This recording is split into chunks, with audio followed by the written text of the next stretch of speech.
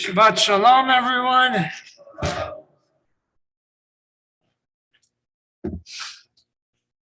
So, a woman stood there. She was carefully examining an onion. She looked at it and realized it was not perfect. It had flaws. There was a piece cut off from it, presumably to take off some of the rot. It was far from an onion of choice. Standing in the summer sunlight, she looked for more blemishes around the onion, deciding on whether or not she should take this free vegetable. The woman was older, an immigrant from China who didn't speak any English. Her skin was wrinkled by age, her hands calloused by work, and her clothing and her shoes reflected her poverty. She had come to the fresh truck for produce, an opportunity that didn't exist in her neighborhood in Charlestown, which was a food desert, as it is called, an area that has small stores which sell prepackaged and processed foods, often at inflated prices, but where you can't get any fresh produce.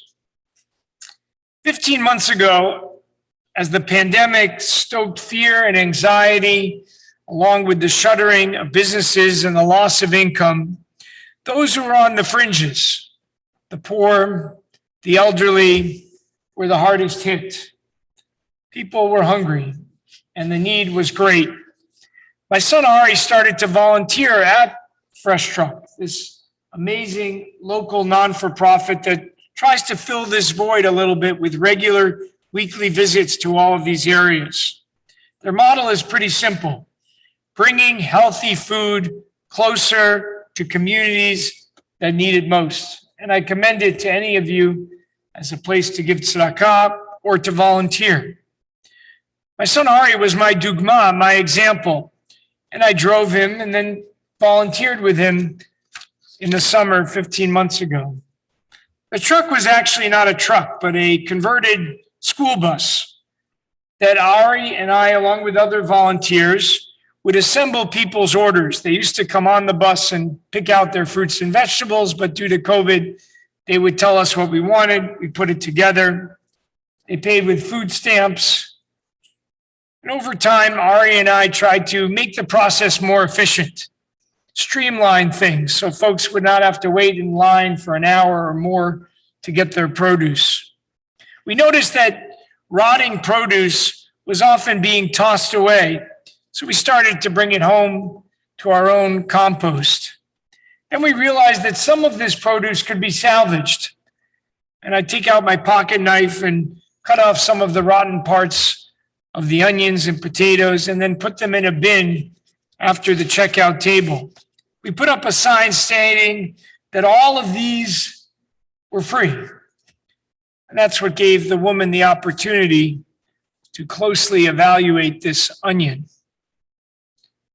This week's Torah reading, Parshat Vayera, opens with a simple scene. Avram is sitting at the edge of his tent in the middle of the day. V'hu yoshev al petach ha'ohel kechol hayom, in the heat of the day. Now, normally, you would sit in the center of the tent where things were cooler, especially at noon, and the sun's rays would not bear down on you. But the Torah is pointing out this behavior. And Rashi, our great commentator, explains that the reason Avram did this was so that he could see anyone passing by, even from afar, and bring them into his home. Now, of course, feeding the hungry is one of our core mitzvot, central commandments of the Torah. You can find it in so many places. I particularly like the laws of the Peah, that you were supposed to leave the corners of the field untouched so that the poor could simply go into your fields and take whatever they needed. The book of Deuteronomy, Devarim, states explicitly that we should not close our hand to the hungry. Among many of the ancient Israelite prophets who highlight this theme. Isaiah says famously that we are supposed, Faroch lachmecha l'raev, we should share our bread with the hungry. And then the rabbis concretize this by making sure that every community would create systems in place to make sure everyone was fed. There's even a midrash, a narrative that the rabbis wrote that says when you die and you reach the gates of heaven, the angel will ask you, what did you do for work? And if you say, I've worked hard to feed the hungry, then you're immediately let in. There are many, many other principles. The kupat tzedakah, our tzedakah box, which would go to help those who are hungry. The tamchui, the soup kitchen as well. All of these teachings reveal to us that throughout Judaism, this idea of taking care of those who are hungry was such a central part of philosophy and part of our culture. It even makes its way into holidays. Think about Purim. We have the mitzvah of matanot la'avionim, gifts to the poor. On Pesach, it's called ma'ot chitim, wheat money. So everyone could buy matzah and provisions for the holiday. Perhaps this is why so many Jews today are involved in feeding the hungry, both in the Jewish community and beyond, across the country and around the globe. Think of an organization like Mazon, which means food, that raises millions of dollars to support food kitchens, making sure that people of every faith or in every background are fed. I want to return to that scene of Abraham sitting at the edge of his tent. There's a Hasidic commentary that I'd like to share with you. It explains that there are two people who need help. And it writes that there are those who are willing to accept this help and do not feel ashamed. Even if you do not invite them in, they will seek out support. But then this commentary explains that there's also a large group of people who find it difficult to ask for what they need. And only with the greatest trepidation are they willing to come in and ask for help. It's this group, and for them, that we must wait outside at the threshold of our tents or at our homes, making sure we could provide for their needs. That was Abraham's model. He did not sit around waiting for someone to ask for help, but he went out of his way to find them. And of course, that's a task that we should all be involved in. It extends beyond meals, but to create policies that could lessen the impact of food insecurity and childhood hunger, which are still rampant, even in our own country today. Our rabbis and modern rabbis in the Jewish communities have actually come out with strong statements in support of this kind of assistance. I want to add another component to this as well, which applies to us in a community. The aforementioned Hasidic commentary also alludes to how we greet someone. Think of Abraham ready to greet someone right at the edge of his tent. One does not necessarily to be in need of food. We have many other needs as human beings. And during this pandemic, we see the pain of isolation, creating a deep hunger for human connection.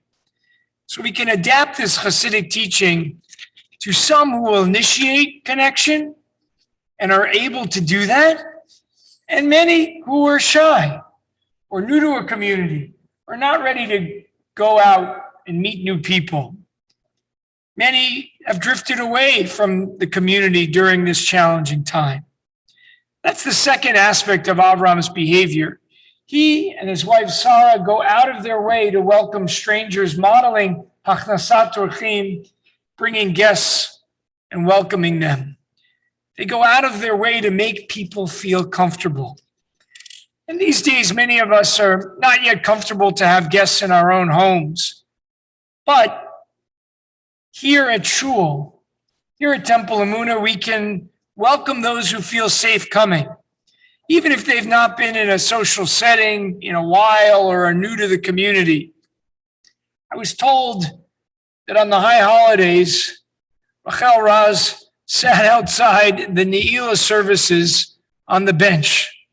And she came there early on Yom Kippur so that she could greet people as they came in. That's, of course, how we should all be, creating a warm and welcoming environment. Avram and Sarah model two key mitzvot, two ways to welcome people, by making them feel comfortable and by taking care of their basic needs, in this case, their needs for food. I want to return back to that food truck.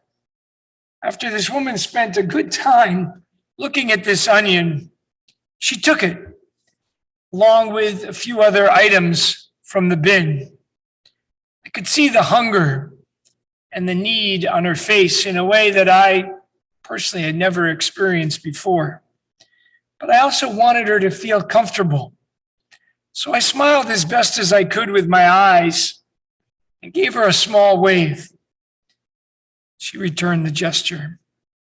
Shabbat Shalom.